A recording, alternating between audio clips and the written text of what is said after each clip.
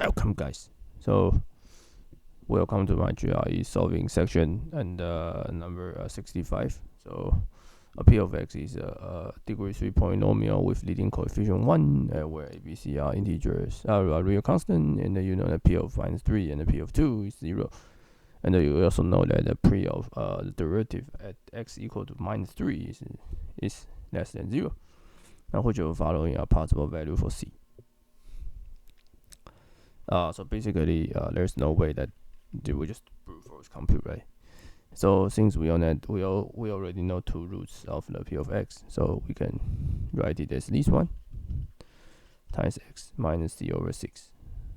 Why is this minus c over 6? Because the constant is times 3 times negative 2 times minus c over 6 is c. So the constant matches, and we already know two roots, and we know the leading coefficient is 1. So this is definitely the only ansatz we can write for the P of x. Then we do the derivative,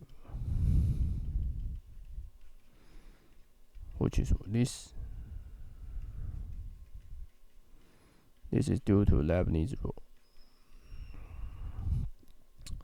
And then we plug in p prime over minus 3. So we have these two are 0. We have minus 5 times minus 3 minus c over 6. And this should be less than 0.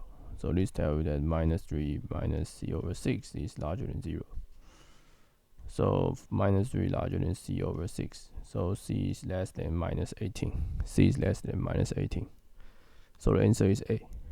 The answer is A. Because A is the only one, C is less than minus 18. So the answer is A.